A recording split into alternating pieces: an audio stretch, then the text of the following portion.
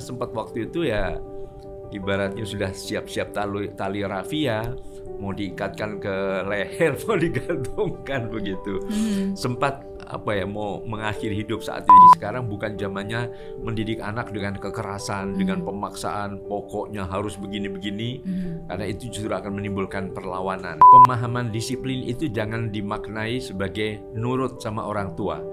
Kuncinya adalah anak bahagia, bisa menemukan potensinya dan kemudian bisa mengembangkan dan ya menikmati itu semua.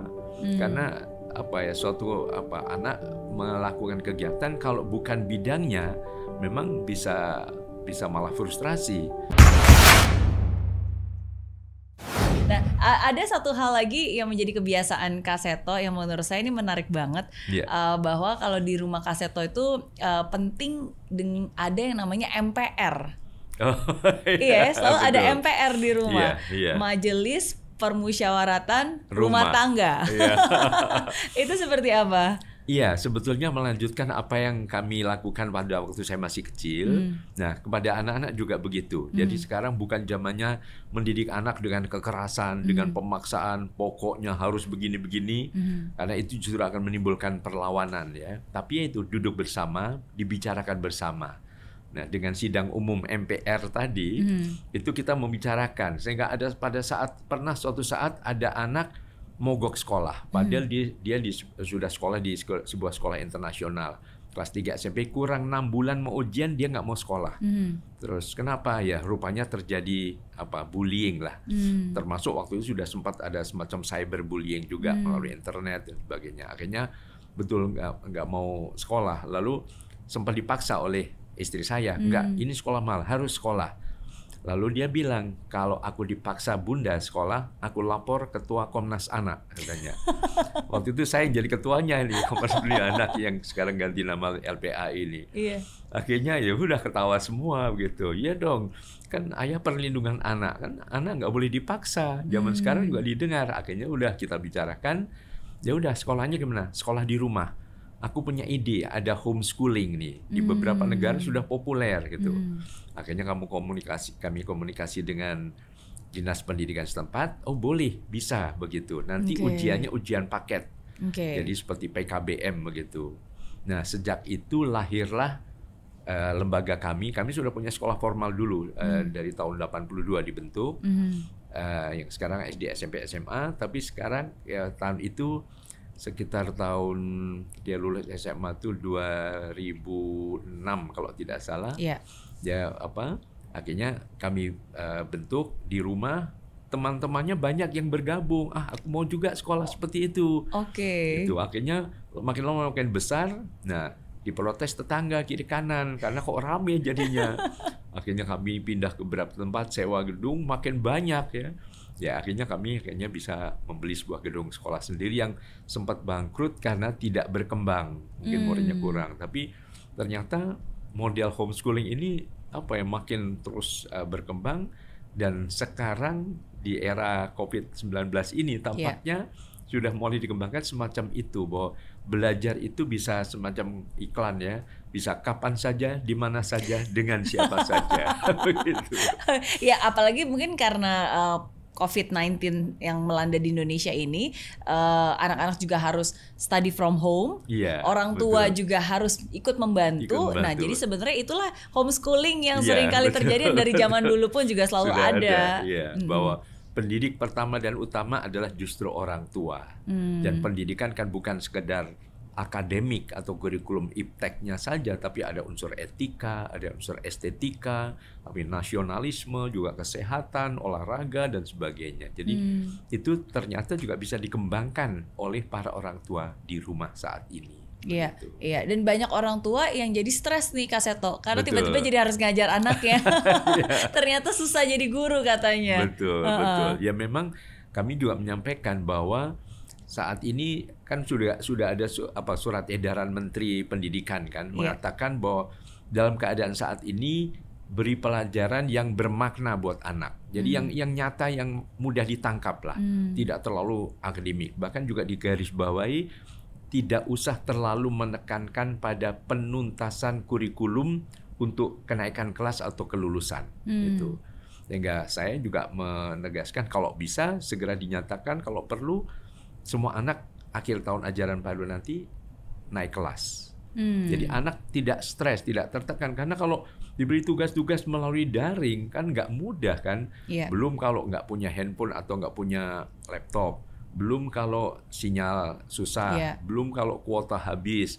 Nah ini kan tentu bermasalah. Beberapa sampai ada yang bunuh diri kan. Iya, nah itu kan jadi kontraproduktif. Jadi anak akhirnya takutnya malah fobia belajar. Nah sekarang kami sarankan seperti sistem homeschooling, belajar itu bisa belajar apa saja.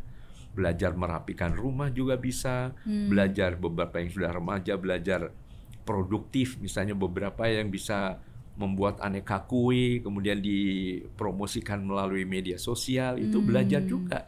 Bahkan penekanannya kan bukan hanya sekedar menerima, tapi juga kreatif, mempunyai ide. Karena masa depan dibutuhkan orang-orang yang kreatif dan inovatif. Bukan sekedar robot-robot yang pandai menghafal, tapi begitu terjun ke masyarakat mati kutu jadinya malah. Betul. Bukannya tahu apa ya, tapi bisa buat apa gitu kan dari apa yang kita ketahui. Jadi berkarya hasilnya seperti apa, itu yang lebih penting dan harus itu menjadi tolak ukur ya. Iya, ibaratnya bukan learning what to learn, tapi learning how to learn. Bagaimana belajar itu mengasihkan, menyenangkan, sehingga mungkin ya yang senang nari, yang senang melukis, itu kembangkan aja pada saat-saat sekarang ini, sehingga akan membangun potensi masing-masing. Dan makna pendidikan kan bukan mengisi air ke dalam gelas, tapi menumbuhkan sesuatu dari dalam. Itu yang harus diluruskan pada para orang tua. Begitu. Betul, dan memperbesar wadah gelasnya sendiri ya, biar bisa menampung air lebih banyak lagi. Betul. Nah, tapi kalau dari Kak Seto sendiri nih, jadi ada beberapa pertanyaan yang saya ingin tanyakan dari cerita Kak Seto tadi. Pertama, dari sejak usia berapa anak-anak mulai dilibatkan ke sidang umum MPR tadi?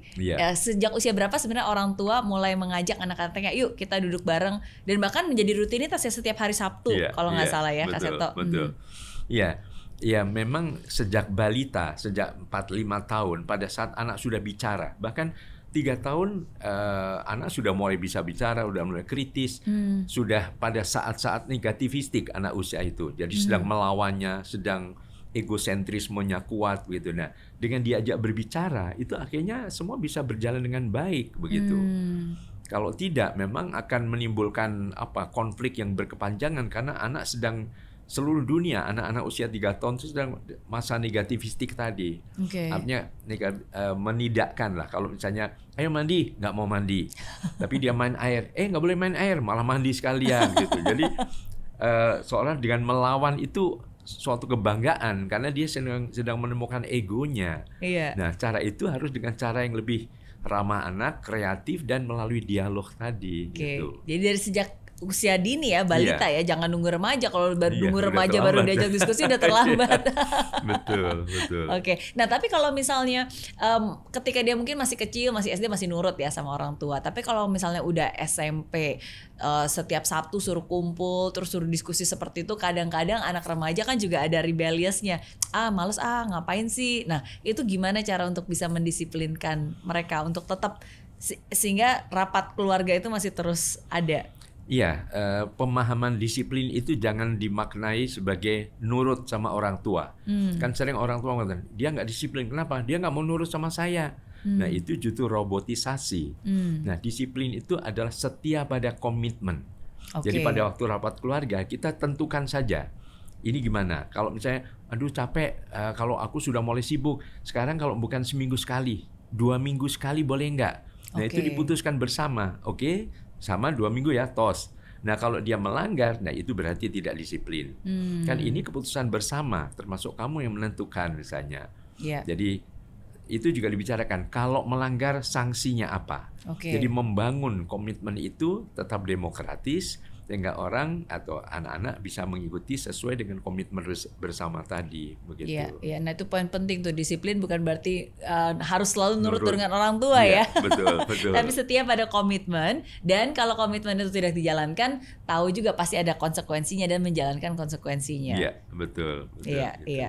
Oke. Nah, balik lagi ke tentang homeschooling ya, Kak Seto ya. Berarti kalau sekarang karena waktu itu anak pertama Kak Seto yang nggak mau lanjut sekolah, tapi dalam tanda kutip musibah sekarang menjadi anugerah. Sekarang menjadi kesempatan untuk orang-orang lain, anak-anak yang mungkin serupa, untuk tetap bisa melanjutkan pembelajarannya. Dan akhirnya homeschooling Kak Seto pun juga banyak banget jebolan-jebolannya yang juga sudah berhasil, seperti Nikita Willy, Prilly Latukonsina, kan? Dea Seto juga. Betul. Oke. Artinya bisa menjadi dirinya sendiri. Kan tidak semua harus jadi dokter atau insinyur atau lawyer kan. Ya mungkin jadi pengusaha, jadi artis, menjadi apa saja. Yang penting anak bahagia menjadi dirinya atau mengembangkan potensinya masing-masing. Iya, 5 Rudy versi Kak Seto ya. Iya, kan ibaratnya ada 5 Rudy yang semuanya sukses kan. Ada Rudy Habibie, Rudy Hartono, Rudy Salam, Rudy Khairuddin, dan Rudy Hadiswarno. Iya. Mungkin masih ada Rudy-Rudy yang lain yang juga sukses gitu. Jadi sukses tidak harus seperti apa yang diambisikan orang tua. Tapi kan tadi makna pendidikan adalah menumbuhkan sesuatu dari dalam kan, agar anak berkembang sesuai dengan potensi masing-masing. Jadi kalau potensinya, kalau di dunia internasional bisa jadi Albert Einstein, tapi bisa jadi Maradona, bisa jadi Michael Jackson, bisa jadi Pablo Picasso, Mozart, dan sebagainya, begitu. Iya, jadi selalu ada berbagai macam jenis kecerdasan, dan pinter-pinternya orang tua lah untuk bisa membantu mengembangkan dan mengetahui, mengetahui apa kecerdasan anak tersebut ya. Iya, betul sekali. Iya. Nah, tapi kalau misalnya kayak sekarang kan banyak profesi tuh beda-beda tuh, ada yang jadi influencer, ada yang jadi YouTuber, ya kan? Ada yang jadi pengusaha tetap. Nah, itu kalau komentar Kak Seto gimana tuh? Iya, artinya kan banyak kata bijak ya. Didiklah anakmu sesuai dengan zamannya. Nah, sekarang zaman berubah ya. Kalau dulu yang bergelar, yang udah sampai doktor atau guru besar itu hebat, oke, bagus. Tetapi sekarang banyak juga yang hebat yang lain yang juga perlu diapresiasi pada setiap anak-anak. Ya tadi misalnya dengan YouTubers, mungkin influencer atau apapun juga. Gamers loh zaman sekarang juga ya kan. Ya karena perkembangan zaman kan, ya kita yang harus menyesuaikan diri begitu. Yang penting itu tadi, kuncinya adalah anak bahagia. Bisa menemukan potensinya dan kemudian bisa mengembangkan dan ya menikmati itu semua. Karena suatu anak melakukan kegiatan kalau bukan bidangnya memang bisa malah frustrasi. Ada kisah misalnya seorang mahasiswa sudah lulus, dia menyerahkan ijazah sarjana teknik atau insinyur kepada mamanya. Mama, ini ijazah insinyur saya yang selama ini mama banggakan kan. Ini buat mama, sekarang saya minta izin, saya mau main musik kembali. Nah, bayangin ibunya kan sangat terpukul sekali. Jadi kamu nggak bangga? Enggak, saya bukan ingin jadi, ini kan untuk mama kan gitu. Jadi marilah kita juga para orang tua nantinya juga tidak memaksakan kehendaknya, tapi tadi menemukan, menghargai dan memberikan lingkungan yang kondusif agar bunga-bunga elok ini merekah dengan segala keunikan dan keelokannya. Amin. Jadi sebagai orang tua kita nggak boleh memberi tekanan kepada anak dan mengatasnamakan pendidikan atas tekanan itu ya. Betul. Jangan sampai ada kekerasan atas nama pendidikan. Iya, kadang-kadang soalnya banyak loh kan kayak apalagi di tengah pandemi seperti ini kan, orang tuanya juga stres, ya kan, jadi lebih mudah untuk marah, apalagi dia sekarang melihat proses anaknya. Sebenarnya menurut saya bukan anak yang berubah sih, tapi sekarang orang tua melihat proses belajar anak, dan ketika orang tua benar-benar melihat prosesnya mungkin menjadi tidak sabar. Iya, betul, iya. Ya, saya selalu menekankan bahwa anak ibarat aneka bibit bunga. Apakah ini mawar, melati, anggrek, kenanga, bunga kembang sepatu. Sediakan saja tanah yang subur, siramlah dengan penuh kasih sayang. Maka bunga-bunga itu akan merekah dengan segala keelokannya tadi. Dan nggak usah dibanding-bandingkan lebih bagus mana, mawar atau melati atau anggrek atau kenanga. Bu Kasur mengatakan mawar melati semuanya indah. Semua anak hebat, cerdas dan unik. Nah, hargailah dengan sediakan lingkungan yang kondusif. Gitu. Kalau dari Kak Seto sendiri sebagai anak ya kan seringkali kita merasa pressure sendiri. Orang tua seringkali nggak memberikan pressure, tapi seringkali kita sendiri yang membandingkan. Sama seperti kayak Kak Seto membandingkan dengan saudara kembarnya gitu kan. Pasti kan selalu ada kompetisi seperti itu. Nah, itu gimana caranya untuk bisa membuat kompetisi itu menjadi sehat? Iya, sebetulnya bisa saling menguatkan begitu. Jadi ibaratnya melindungi anak perlu orang sekampung. Jadi melindungi diri sendiri juga perlu kerjasama dengan semua pihak. Nah, saya waktu itu yang memberi motivasi supaya kamu nggak usah down dan lain, justru saudara kembar saya sendiri. Jadi satu-satunya orang yang saya pamiti waktu mau kabur itu dia justru. Dia membantu mempersiapkan. Oke ya, nanti bilang kamu seolah-olah nggak tahu ya. Saya lagi lari pagi begitu. Ya sudah, ibu saya loh kok belum pulang gitu. Nggak tahu gitu. Terus dia sudah pergi kuliah kan. Pulang-pulang berlagak tanya, sudah pulang? Saya tuh udah pulang belum? Belum. Oh, nah ini ada surat nih kok masuk di dalam tas saya. Jadi ada suatu teater ya. Artinya supaya menenangkan juga ibu supaya jangan terlalu kaget, karena pagi saya bikin JR-nya ya tiap pagi lari pagi mulai dari 4:30 itu gitu. Jadi tapi begitu ibu saya waktu itu loh kok nggak pulang-pulang, tapi begitu lihat ini tas agak besar itu di almari kok sudah hilang. Begitu dibuka, kami tuh punya pakaiannya tuh selalu dua sama gitu, bertumpuk gitu. Jadi karena kembar pakai yang sama. Ini kok satu pakaian udah hilang, tinggal satu. Nah, ibu saya mulai curiga nih kok jangan-jangan kabur. Gitu. Tapi ya udah, saya dalam surat yang panjang saya udah pokoknya saya mohon maaf, saya ini karena saya untuk menyelamatkan ego saya. Karena sempat waktu itu ya ibaratnya sudah siap-siap tali rafia mau diikatkan ke leher, mau digantungkan begitu. Sempat mau mengakhiri hidup saat itu ya, karena betul-betul sangat stres karena ya sebagai anak kembar kan selalu harus sama waktu itu. Nah, itu juga yang kemudian kami mendorong, kami juga punya organisasi Yayasan Kembar. Kalau bisa anak-anak kembar itu jangan terlalu disamakan.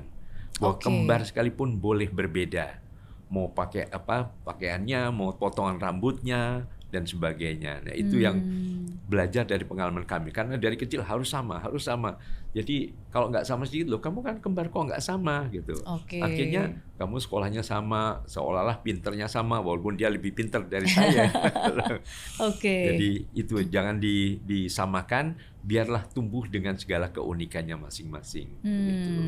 Karena seringkali ya mungkin orang lain maksudnya baik, tapi maksud yang baik itu belum tentu diterima baik oleh anak dan dicerna dengan baik oleh anak yang menerima masukan itu kan. Iya, betul. Dan saya mudah tidur, mau dimanapun juga. Ya mantan gembel biasanya di pasar yang kumuh, yang bau itu bisa lelap kan. Sampai pernah diguyur satpam karena telat bangun kan. Sempat diberikan pisau masih ingat, ke Kak Seto dan dibilang katanya kalau kamu mau bertahan hidup di Jakarta, kamu harus pegang pisau ini untuk nodong orang. Betul.